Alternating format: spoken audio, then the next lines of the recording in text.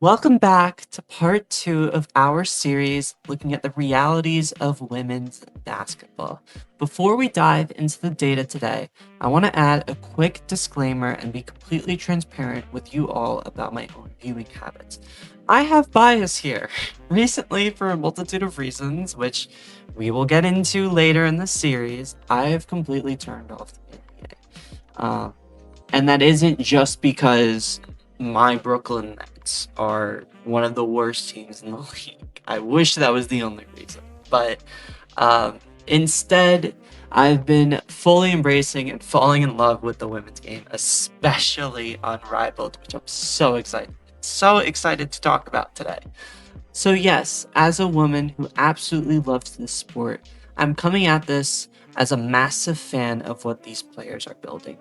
But just because I have a bias here doesn't mean the facts aren't the facts. Last time we talked about the college game and the massive data-proven double standards when it comes to how we talk about female athletes compared to the male counterparts. Today, we are moving to the off-season, because if you truly want to understand how a sport is valued, you don't just look at the championship games, the regular season, postseason. You don't look at that stuff, or the draft. You look at what happens when the main season is over and the dust settles. Let's look at the two major off-season products for professional basketball right now. On the men's side, you have the NBA Summer League in Las Vegas. On the women's side, we have Unrivaled. One is a prospect showcase designed for rookies and bench players. The other is a congregation of MVPs and Olympians. But before we talk about how the media treats them, I need to talk to you about the actual product of Unrivaled. Oh boy, I'm so excited. I am practically begging you, if you love basketball, go watch the Unrivaled highlights on YouTube right now. And since the season has officially concluded, you need to mark your calendars to tune in for 2027, which starts in early January. I am emotionally invested in this league. My team, the Breeze, who finished the season 6-8 with like a very high plus minus differential, finished fourth, tied for fourth, beat the defending champions in the Rose, and then proceeded to blow a 16-point lead in the semifinals to the eventual winning Mist. And frankly, I am still recovering from it, but the fact that I do care about this much and that I broke down about it means that this offseason actually matters, and it proves that it does work. The format is amazing. It's one of the best I've seen, to be honest. It's built perfectly for moderate viewership because it feels like it was designed for someone like me with ADHD. You have 7-minute quarters and an 18-second shot clock, which is just fantastic. And that means that the pace is completely frantic. You have players just running up the court, constant fast breaks. It's relentless. High-octane offense and suffocating defense. Teams only get 2 timeouts per half. I'm pretty sure that's just kind of how I viewed it, which eliminates that dragged-out, foul-heavy stalling you see at the end of traditional basketball games.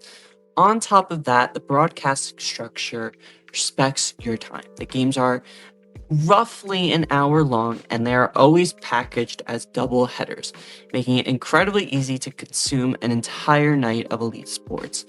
On top of that, this season is only 14 games, which, if you're doing the math, is roughly 7, 8, 9 weeks of hoops, and that's not even counting the postseason.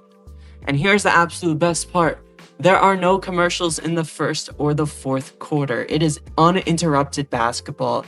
The fourth quarter utilizes a target score, meaning every single game ends on a made game-winning basket, unless you're the Mist or the Rose in the finals. In that case, it is an objectively bad called free throw, at least for the Mist. I didn't see the Rose. It is instantly clutch, and when they do take timeouts, usually, the broadcast provides total transparency. You see the coaches and the players, they're mic'd up, and we actually get to hear the real-time game plan and strategic adjustments. It is a basketball fan's purest dream. It's amazing. Please, next season, check it out. Check out highlights. I encourage you so much. It is amazing. Moving on. So, you have this amazing innovative, fast-paced, superstar-driven league.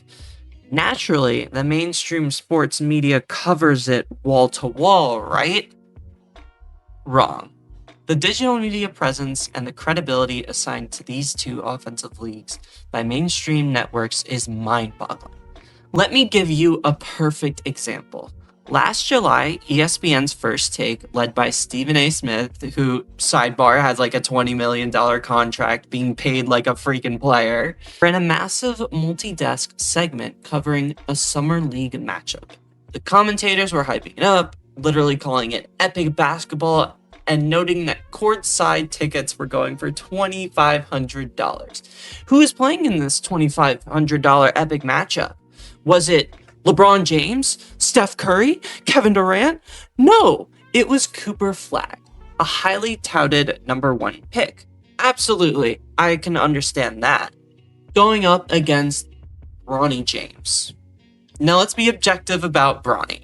He is a 55th overall pick who averages about 7 minutes a game in the NBA and has only played roughly 60 games. Mind you, that is 2 seasons combined. $2,500 for that. And the actual basketball in that game, Flagg shot 5 for 21 from the field, and Bronny scored 8 points. It was sloppy, inefficient, and low stakes, and it was a prospect game.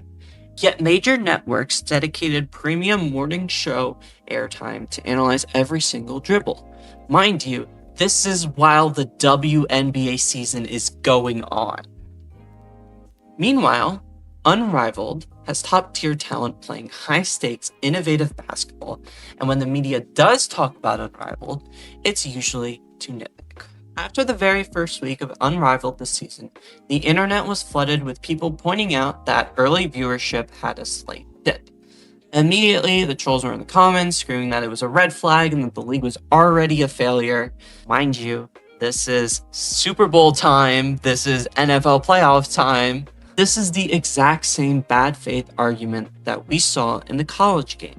Let's look at the actual numbers. Unrivaled's revenue is up $45 million, a staggering 48% increase from its debut season last season. They just had 2 record-breaking attendance performances, the Xfinity Mobile Arena in Philadelphia near the All-Star break, and the Barclays Center in Brooklyn during the playoffs. But the people analyzing men's basketball on Twitter don't want to talk about sold-out crowds at Barclays. They want to talk about a dip in Week 1 TV ratings, while simultaneously acting like a 5 for 21 shooting performance in Las Vegas is the pinnacle of the sport. This brings us to who these leagues are actually selling to, and what their digital communities look like. The marketing for the NBA Summer League is entirely corporate. Unrivaled's marketing is fundamentally different because it is player-owned, and because it's player-owned, the digital community around it is incredibly authentic. We have to ask, what is the average experience for a queer person engaging with these sports online? If an NBA team or a men's league posts about Pride Month, you can almost guarantee the post is going to get violently ratioed. The community management is exhausting, which is something we will get to in part 4. But Unrivaled is unapologetically queer inclusive, largely because the players who built it and funded the league are openly queer. It's not a corporate checkbox for a marketing department, it is the fabric of the league. It is a safe, fiercely loyal space where fans can actively engage with the sport without having to defend their own existence in the comment section, or to other people in person. And that ownership extends to player affiliations and politics. In the NBA Summer League, those guys are fighting for their livelihoods. They cannot afford to speak out on political issues or be activists. Even established NBA stars are often heavily restricted by massive shoe deals and corporate pressure. But in Unrivaled, the players are the owners. If they want to speak out against a political piece of legislation, they do it. There is no billionaire owner threatening to bench them for having an opinion. When you look at the offseason, the disparity is crystal clear.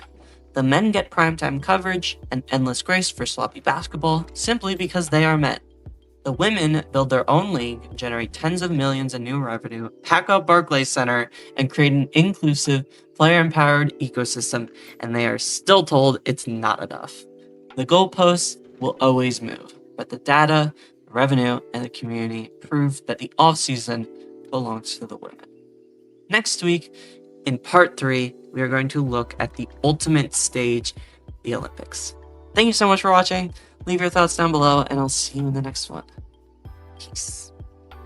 God, I love Unrivaled so much. I love it so much. Please watch it. Please, I beg you. If there's one thing you take from this video, please watch Unrivaled. It's amazing, and it will not let you down. It's awesome.